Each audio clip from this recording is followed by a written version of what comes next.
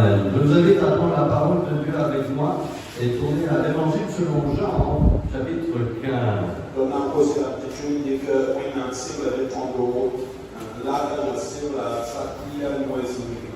L'Évangile selon Jean, chapitre 15, nous allons lire un verset, le verset 7.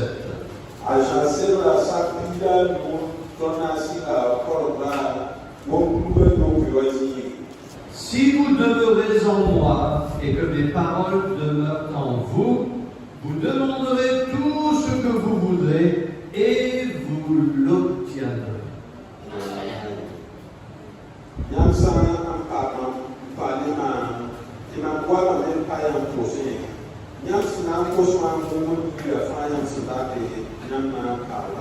Vous pouvez reprendre place. Ici, nous avons une promesse merveilleuse, une assurance que si nous demeurons en Jésus-Christ, ce qu'on demande, on va le recevoir. Maintenant, la question de ce soir sur laquelle nous allons échanger, c'est comment demeurer en Christ.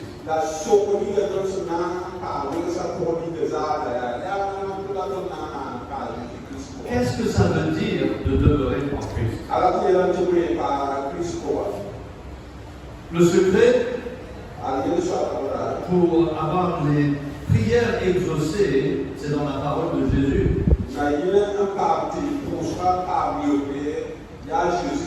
Il dit même, vous demanderez ce que vous voudrez. Et vous l'obtiendrez. Mais il y a deux conditions. Et il faut respecter ces conditions. La première, c'est de demeurer dans la personne de Christ. Ok, donc le verbe demeurer nous intéresse ce soir parce qu'il veut dire de vivre ou habiter.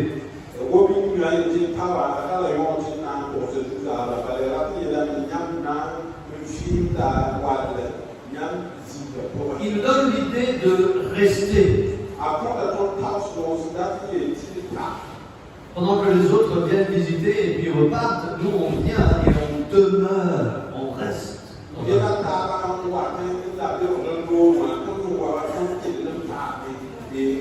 Nous devons demeurer en Christ. Le Seigneur Jésus se compare à un cep ou une vigne.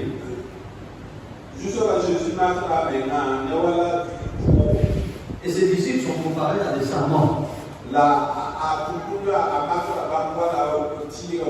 ou des branches.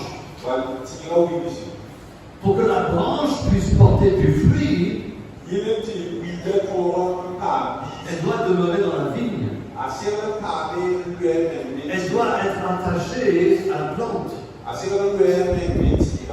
C'est pour ça que Jésus a dit, sans moi vous ne pouvez rien faire. Vous êtes comme une branche qui a été coupée et qui est morte.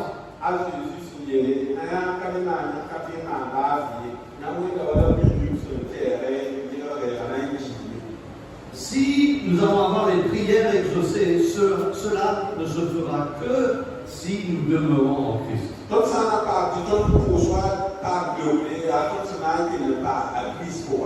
Les branches n'ont aucune vie en elles-mêmes. La vie de la branche dépend de la vie du tronc.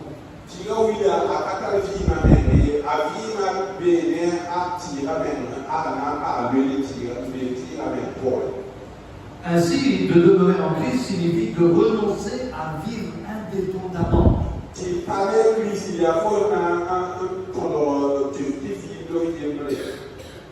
Si nous imaginons que le frère David est le Seigneur Jésus-Christ, je veux rester attaché à lui. Et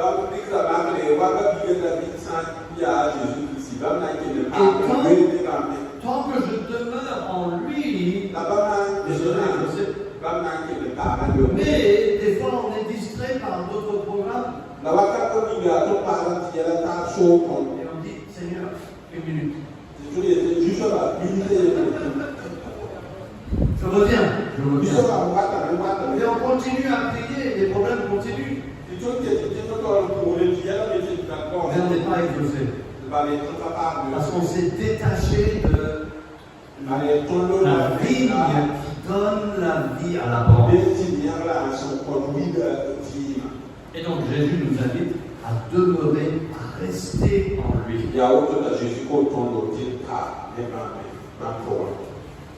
C'est de laisser la vie de Christ passer à travers nous. Lorsqu'on demeure en Christ, on ne va pas prier selon notre volonté, mais on va prier selon la volonté de Jésus.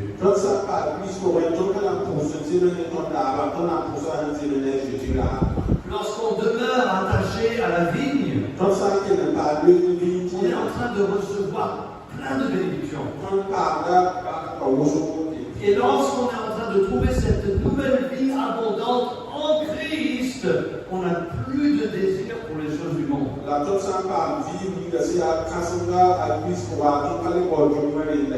Et les choses qui nous intéressaient avant, ça ne nous intéresse plus.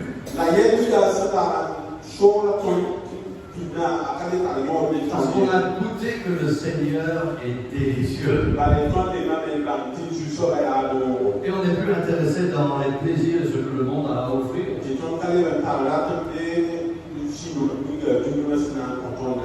Je suis en train de suivre un évangéliste américain et il va partout dans le monde. C'est un jeune de mon âge, peut-être plus jeune. Il évangélise tout. Il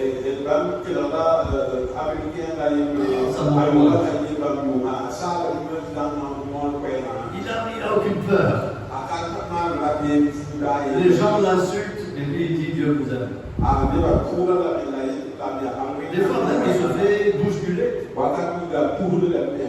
Et il est doux. Mais il n'a pas commencé comme ça. Quelques années auparavant, c'était un ivrogne. Il a dit 5 fois par semaine, il boit le plus d'alcool possible.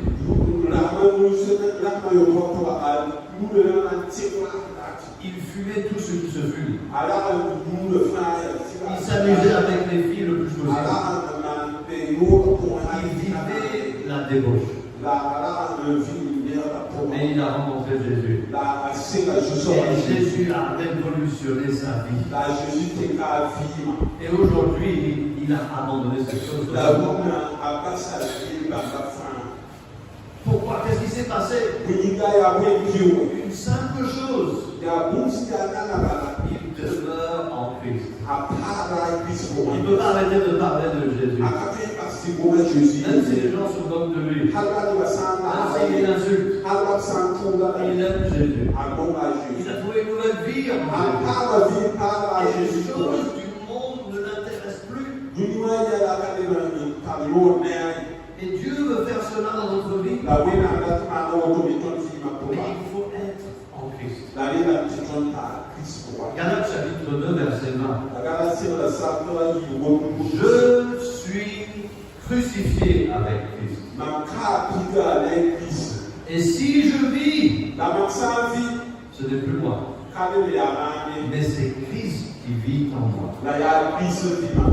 Et si je vis, encore dans la chair, dans le corps, je vis dans la foi au Fils de Dieu qui m'a aimé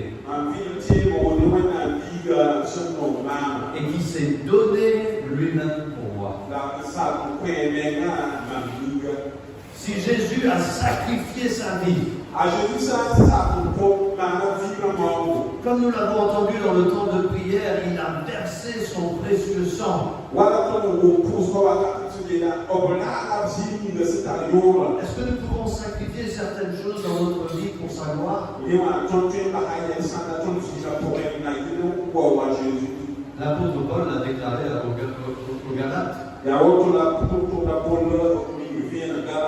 Lorsque nous demeurons en Christ, ce ne sont plus nos pensées qui nous dirigent, mais c'est les pensées de Christ, de sa parole.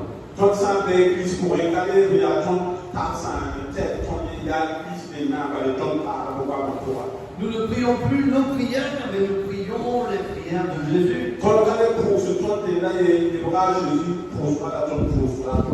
Nous devons faire des prières qui plaît à notre Seigneur. Vous voyez, la puissance de la prière n'est pas dans la prière elle-même, mais dans notre présence et notre attachement au Seigneur.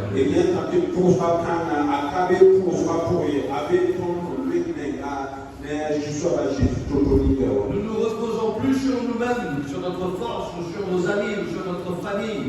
Mais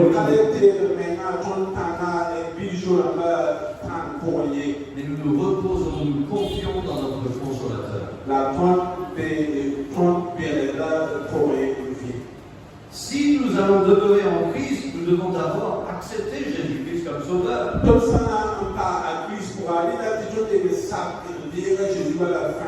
À cause de nos péchés, nous sommes séparés de Dieu.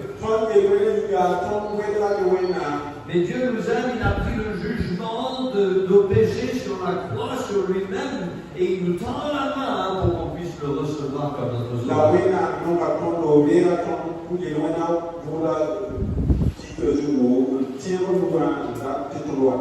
Et la Bible dit, lorsque nous recevons Jésus comme sauveur,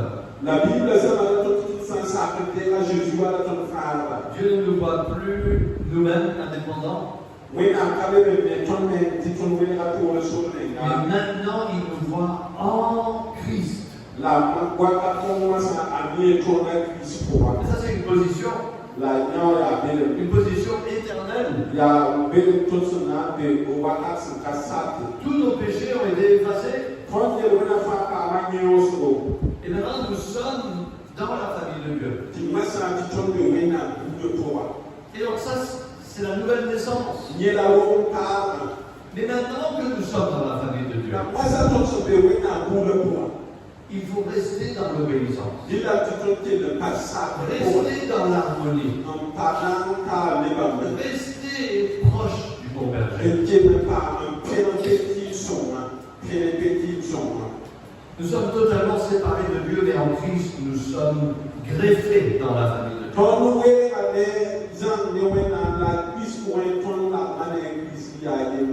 Souvent, quand quelqu'un a un accident et a brûlé une grande partie du corps, ils vont enlever de la peau et ils vont greffer la peau pour guérir la partie du corps qui est brûlée.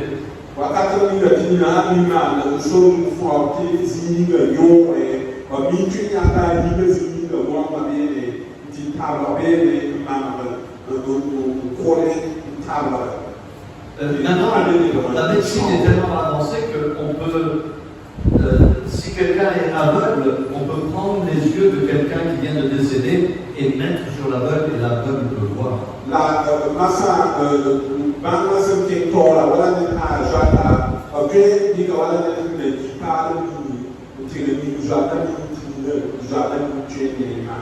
Et donc de greffer, c'est prendre quelque chose qui est dehors et de le coller et l'ajouter à notre vie.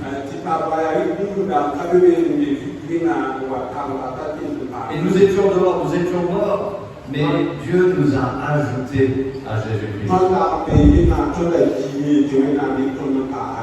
Nous étions ennemis de Dieu. Et par la foi en Jésus, nous sommes devenus enfants de Dieu. Et maintenant que nous sommes enfants de Dieu, pour être exaucés, il faut rester, demeurer. Et donc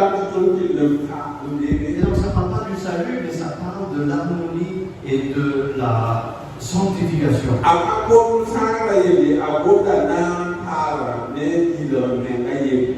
Notre vie commence à la nouvelle naissance. Mais cette vie doit continuer par un reniement quotidien de soi. Afin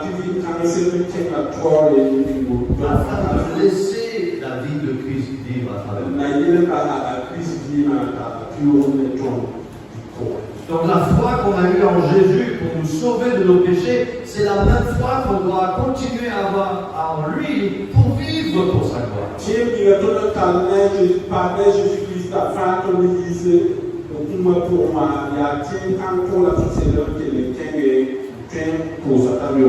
Et donc nous demeurons dans la personne de Jésus-Christ.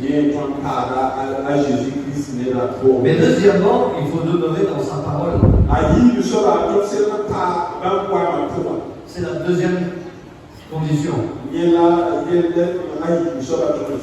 Si nos prières vont être exaucées, nous devons demeurer en Christ et en sa parole. On ne peut pas dire, Seigneur, je suis en toi, maintenant je fais mon propre programme. Non. Si on est en Christ, on va suivre le programme du Seigneur Jésus. Nous devons étudier sa parole. Nous devons l'obéir.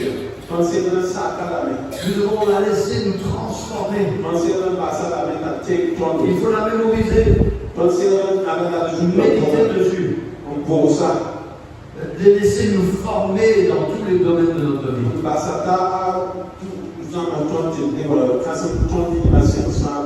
Il est impossible d'être puissant dans la prière sans être puissant dans la parole. Nous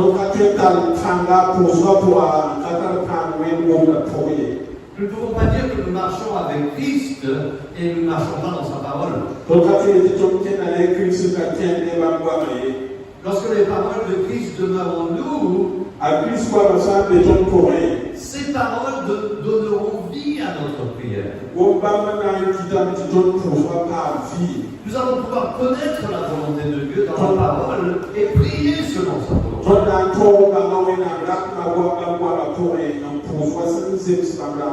Et c'est pour ça que Colossiens chapitre 3 verset 16 nous dit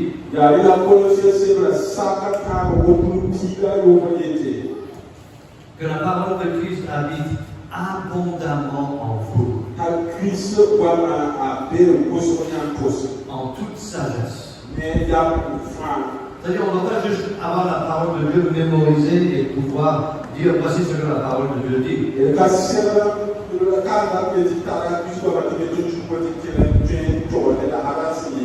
La sagesse, c'est la capacité de prendre une information et de l'utiliser correctement.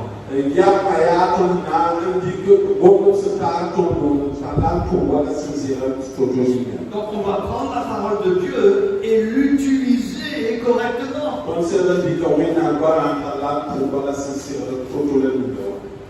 George Muller était un homme puissant dans la prière. Il commençait son temps par la prière et puis après il étudiait la parole de Dieu.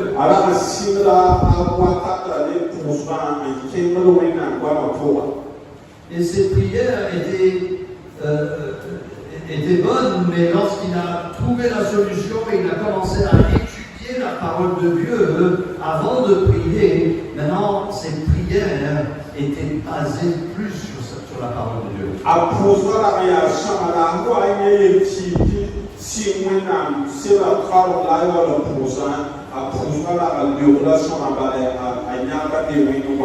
Il faut que nos prières se reposent sur la parole de Dieu.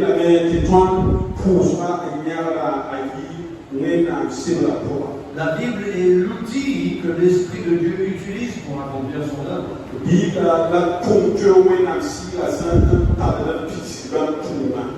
Imaginez avec moi deux soldats qui vont se combattre. Ils ont tous les deux des chaussures, ils ont l'armure, ils ont le casque, ils ont le bouclier.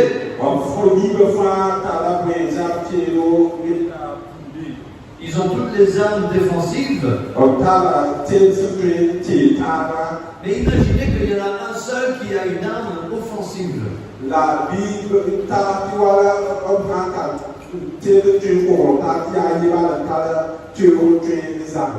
a un seul qui a une épée.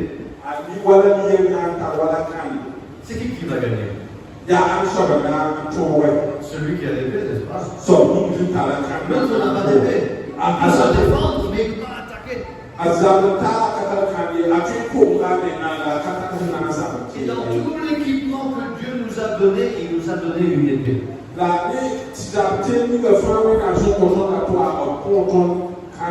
n'est pas obligé de survivre, de se défendre. On peut attaquer. Et la Bible dit que l'épée de l'esprit, c'est la parole de Dieu. La Bible est la même ici, la joie, Yahweh, Gom. Si nous allons être un chrétien complet, c'est impossible sans la parole de Dieu. Tout ça, il tient ce pigeon facile, 4 Si on va avancer le royaume de Dieu, tout ça, qui dit, oui, sur le il faut qu'on soit imprégné, rempli et la pigeon, abondamment de la parole de Dieu. Rousseau, Yahweh, Gom. Si nous nourrissons nos prières avec l'essence de la parole de Dieu, toute difficulté disparaîtra. Tout ça, un billet, et pour ça, Yahweh, Gom, il y a la bouffe, la non-bouffe, la lourde. Et donc demeurons en Christ. Il parle plus pour Et que sa parole demeure en nous. il va pouvoir me tuer à 33. Et alors, La moto, demandez ce que vous voudrez. il y a un cause de Et il le fera. la bataille, Demeurons en Christ. il parle à Christ pour